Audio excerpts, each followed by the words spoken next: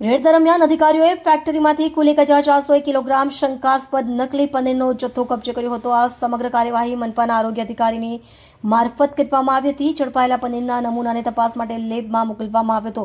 25 દિવસ બાદ આવેલા રિપોર્ટમાં પનીર ફેલ જાહેર થયું છે। મનપા અને એસઓજી દ્વારા હવે આ મામલે ગુનો નોંધીને ફેક્ટરી સંચાલકો સામે કાનૂની કાર્યવાહી કરવાની તૈયારી કરવામાં આવી રહી છે।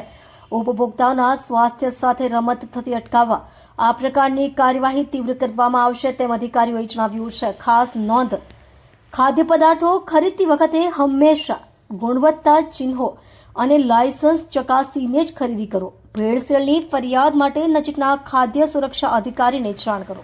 ફૂડ સિટી ઓફિસર સુરત મહાનગરપાલિકા સાહેબ કઈ જગ્યાએ શું કાર્યવાહી કરાઈ? તારીખ 3/3/2026ના રોજ અત્રેના એસએમસીના ફૂડ સિટી ઓફિસર અને એસઓજીની સંયુક્ત કામગીરી અંતર્ગત ઠેકાણો ભીડભંજન પાંડેસરા ખાતે શંકાસ્પદ પનીર બનાવવાની ફરિયાદના અનુસંધાનમાં અમે અહીંથી ગયા હતા।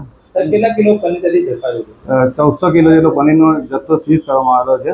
સાહેબ નમૂનો લીધા હતા અને રિપોર્ટ આવ્યો છે, શું આવ્યું છે રિપોર્ટ? જે પનીરનો નમૂનો લેવામાં આવેલો હતો તે પનીર સબ સ્ટાન્ડર્ડ જાહેર હોય ત્યાં ફેટ, એસએનએફ અને પ્રોટીનનું પ્રમાણ જે ધારાધોરણ હોય એ નિયત માત્રામાં ન હોવાના કારણે સબ સ્ટાન્ડર્ડ છે, જેથી એફએસએસઆઈ રૂલ્સ એન્ડ રેગ્યુલેશન મુજબ એની અંતર્ગત સંસ્થા અને ઇસમો વિરુદ્ધ કાર્યવાહી કરવામાં આવશે।